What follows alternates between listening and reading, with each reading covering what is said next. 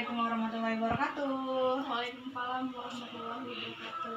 Hai, perkenalkan nama saya Winda Tania, sering dipanggil dengan Ibu Winda.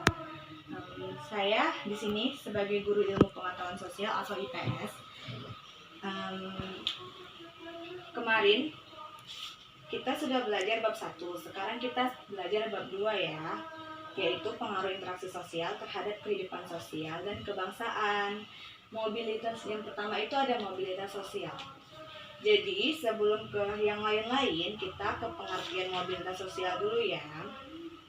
Oke, pengertian mobilitas sosial menurut Paul B. Horton ialah suatu gerak perpindahan dari satu kelas sosial ke kelas sosial lainnya, atau gerak pindah dari strata yang satu ke strata lainnya.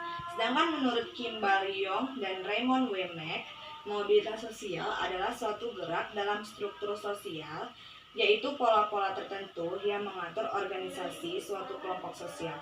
Struktur sosial mencakup sifat hubungan antar individu dalam kelompok dan hubungan individu dan kelompok lainnya. Sedangkan menurut Anthony Gildes, mobilitas sosial menunjukkan pada gerak dari orang per orang dan kelompok-kelompok di antara kedudukan-kedudukan sosial ekonomi yang berbeda. Menurut Horton dan Hahn, mobilitas sosial merupakan tindakan perpindahan dari suatu kelas sosial ke kelas sosial lainnya.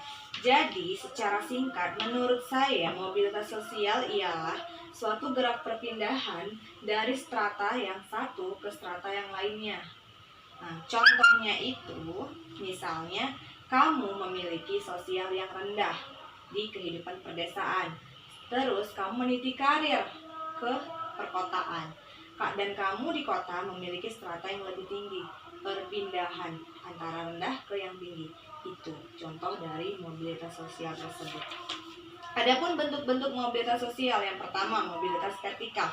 Apakah ini maksud dengan mobilitas vertikal? Mobilitas vertikal ini terjadi karena adanya peningkatan status atau kedudukan seseorang atau naiknya orang-orang berstatus sosial rendah ke sosial yang tinggi. Nah, yang tadi saya bilang, misalnya ada seorang karyawan yang karena prestasinya dinilai baik, kemudian berhasil menduduki sebagai kepala bagian manajer. Awalnya dia sebagai karyawan. Setelah dia memiliki prestasi yang baik, dia diangkat sebagai manajer. Itu dinamakan mobilitas vertikal yang atas. Dan ada mobilitas vertikal ke bawah. Ini merupakan proses penurunan status kedudukan seseorang. Proses social sinking seringkali menimbulkan gejolak kejiwaan bagi seseorang karena ada perubahan pada hak kewajiban. Misalnya, seorang pegawai diturunkan pangkatnya karena melanggar aturan sehingga ia menjadi pegawai biasa. Ini tadi, dia awalnya tinggi, karena sifat yang buruk dia mengalami penurunan. Itu yang dinamakan mobilitas vertikal ke bawah. Terus ada mobilitas horizontal. Mobilitas horizontal ini perpindahan status sosial seseorang atau sekelompok orang dalam lapisan sosial yang sama. Mobilitas horizontal merupakan peralihan individu atau objek sosial lainnya dari suatu kelompok sosial ke kelompok sosial lainnya. Contohnya itu kejadian yang menimpa pada Pak Zainuri. Jadi Pak Zainuri ini contoh dari mobilitas horizontal. Pak Zainuri pindah ke sekolah lain, namun tetap dalam jabatan sebagai kepala sekolah.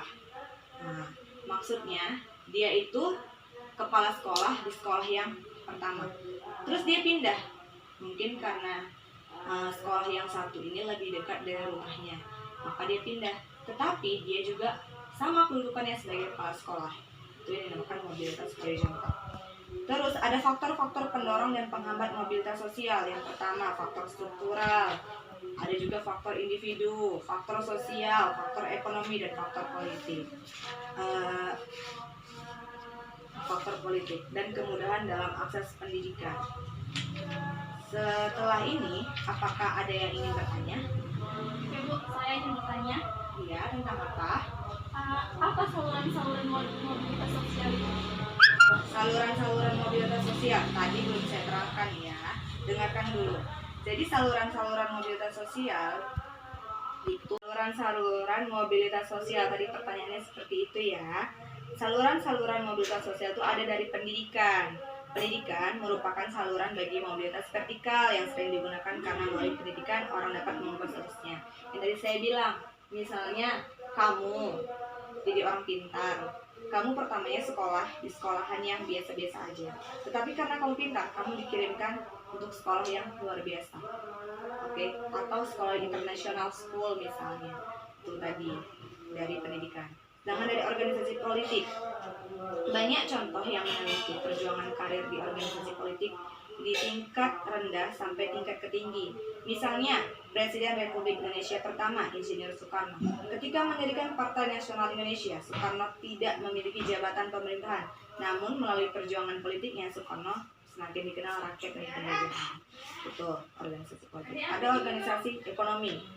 Organisasi ekonomi bergerak itu antara lain dalam bidang perusahaan ataupun jasa umumnya, memberikan kesempatan seluas-luasnya bagi seseorang untuk mencapai mobilitas vertikal. Terus ada organisasi profesi. Contoh organisasi profesi lainnya yang dapat dijadikan sebagai saluran mobilitas vertikal adalah Persatuan Guru Republik Indonesia (PGRI), Ikatan Dokter Indonesia (IDI), Himpunan Pengusahaan Muda Indonesia (HIPMI), dan organisasi profesi lainnya. Apakah bisa dipahami, Isma? Iya, bisa, Bu. Terima kasih. Oke, mungkin hanya ini pelajaran kita di bab 2 tentang mobilitas sosial. Lebih kurang saya mohon maaf. Wassalamualaikum warahmatullahi wabarakatuh.